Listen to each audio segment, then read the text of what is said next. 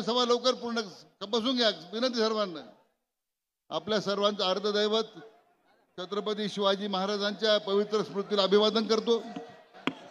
धर्मवीर संभाजी महाराजांच्याही पवित्र स्मृतीला मानवंदना देतो.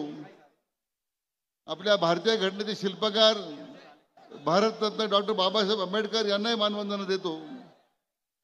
आणि ज्या ज्या महापुरुषांनी समाज परिवर्तनासाठी काम केलं त्यांनाही मानाचा मुजरा करतो.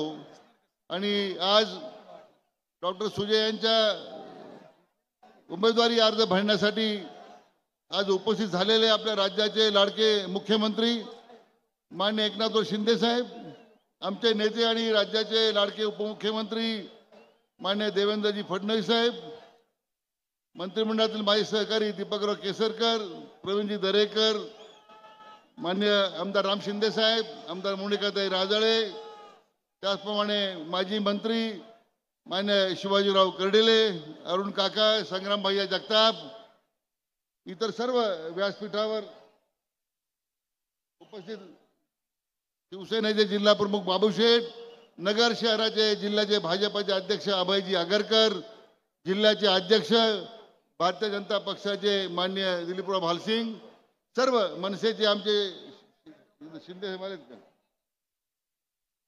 मनसेचे सर्व पदाधिकारी, रिपब्लिकन पक्षाचे श्री बैलुमे, उपस्थित बंधू भगिनी आणि मित्रो, वेळ अतिशय कमी आहे कारण अर्ज भरायला जायचं आहे ताबडतोब.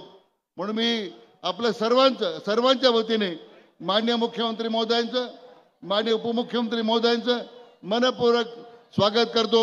टाळ्याच्या गजरात आपण त्यांचं स्वागत करू अशी विनंती करतो.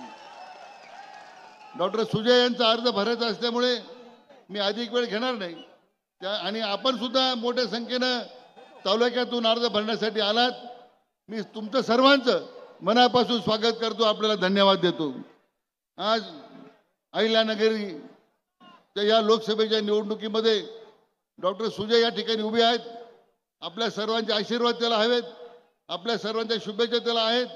आणि आज त्यांना आशीर्वाद देण्यासाठी माननीय मुख्यमंत्री महोदय, उपमुख्यमंत्री महोदय या ठिकाणी उपस्थित आहेत. मी अधिक वेळ न घेता त्यांचं आणि आपल्या सर्वांचं मनापासून स्वागत करतो. आणि मी आदरणीय आपले लोकप्रिय उपमुख्यमंत्री फडणवीस साहेब यांना विनंती करतो की त्यांनी आपल्याला मार्गदर्शन करावं.